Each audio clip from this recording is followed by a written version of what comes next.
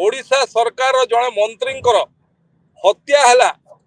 एवं हत्या जड़े सरकारी अधिष्ठस्थ पुलिस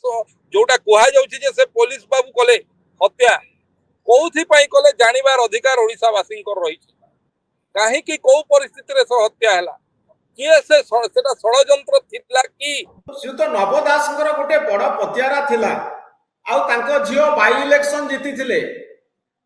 किंतु वर्तमान समय जो विजु जनता दल आशा करुला जदि वेस्टर्न ओडिशा कोठी आम जीतबू झारसुगुड़ा ही जीतबू बहुत बड़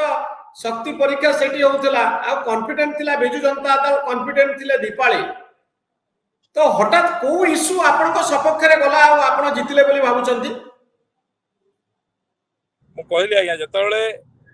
लोकंकर आशा आकांक्षा लोकंकर स्वप्नर जिते लड़ई हुए कौन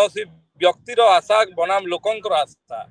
एथिरे लोकंकर ही विजय हुए मु आपन को उपनिर्वाचन समय कही उपनिर्वाचन रे आमे हारी ना गोटे बड़ विजय दुई पद पछकू जाइछु निश्चित भाव में आप देखिए साधारण निर्वाचन रे भारतीय जनता पार्टी विजय हम झारसुगुड़ा वासी विजय हम ये मोर शब्द था जो उपनिर्वाचन सरीला आपण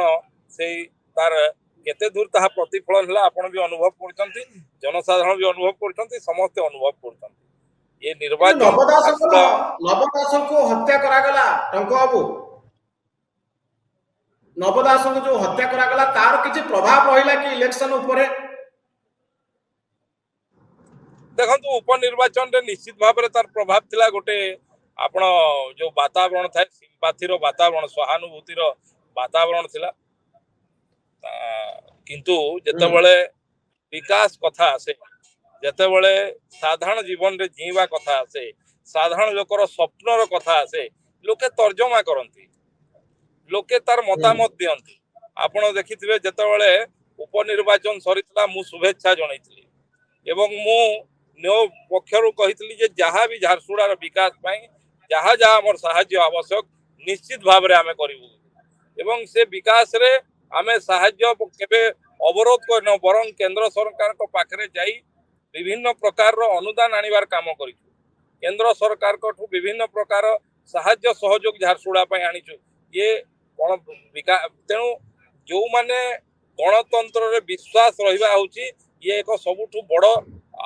माने आमर परंपरा गणतंत्र ऊपर विश्वास रहिबा कथा खंडे वोट रे हो किंबा 5 खंड वोट रे हो कि 500 वोट रे हो कि 1300 वोट रे हो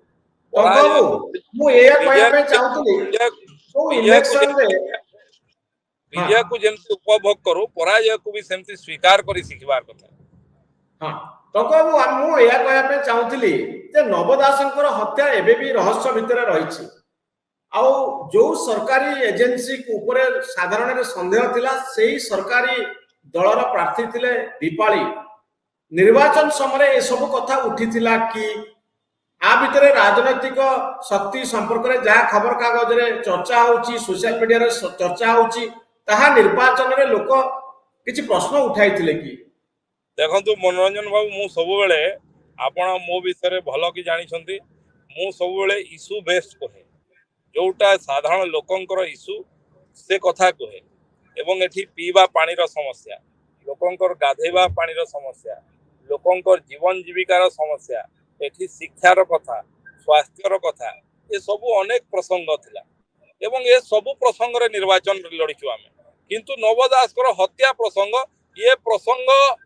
मोर केवल गोटे मात्र कहवा कथा ये केवल नवदास जड़े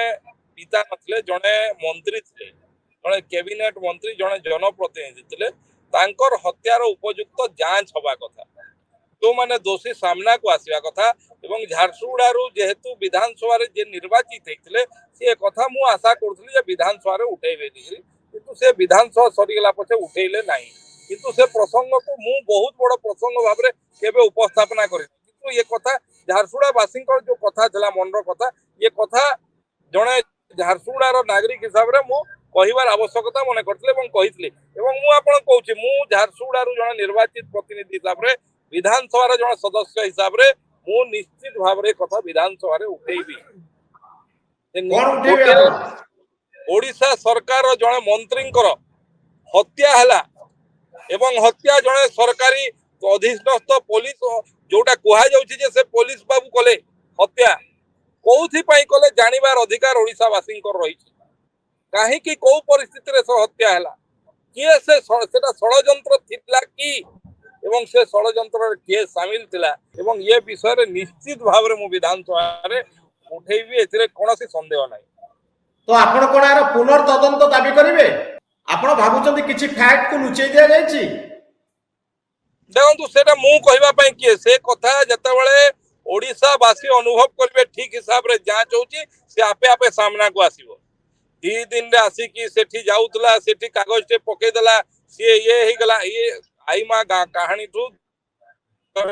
ବାସ୍ତବିକ ଲୋକେ ଅନୁଭବ କଲା ଭଳିଆ, କାରଣ ଇଏ ସରକାର ଲୋକଙ୍କର ସରକାର, ଇଏ ସରକାର ଜନତାଙ୍କର ସରକାର, ଲୋକେ ଯାହା ଚାହିଁବେ ତାହା ହବ। ଏଠି କିଏ ଲୋକେ ରିମୋଟ ଯାହା ଚାହିଁବେ କଣ୍ଟ୍ରୋଲ ତାହା ଥରେ ହବ। ଆଉ ହଁ। କଣ ଆଉ ଚାହିଁବ ଲୋକ ସେଟା ହବ। ଚାହୁଁଛନ୍ତି, ଆଉ ବର୍ତ୍ତମାନ ସୁଦ୍ଧା ଯୋଉ ତଦନ୍ତ କରାଯାଇଛି ନବ ଦାସଙ୍କ ହତ୍ୟାର, ତାହା ସାଟିସ୍ଫାକ୍ଟରି ନୁହେଁ, ତାହା ସନ୍ତୋଷଜନକ ନୁହେଁ ବୋଲି ଝାରସୁଗୁଡ଼ା ଲୋକ ଫିଲ୍ କରୁଛନ୍ତି। ଝାରସୁଗୁଡ଼ା ଲୋକ ନୁହେଁ, ଓଡ଼ିଶାବାସୀ ଆପଣ ବି ଫିଲ୍ କରୁଛନ୍ତି। ଆପଣ ଯଦି କରୁନାହାନ୍ତି ହେଲେ କୁହନ୍ତୁ। ଆପଣ ମାନେ ହେଲେ ଗଣତନ୍ତ୍ରର ଚତୁର୍ଥ ସ୍ତମ୍ଭ, ଆପଣ ମାନେ ହିଁ ବାର ବାର ଉଠେଇଛନ୍ତି କଣ ଇଏ ତଦନ୍ତ ବିଶ୍ୱାସ ଯୋଗ୍ୟ କି?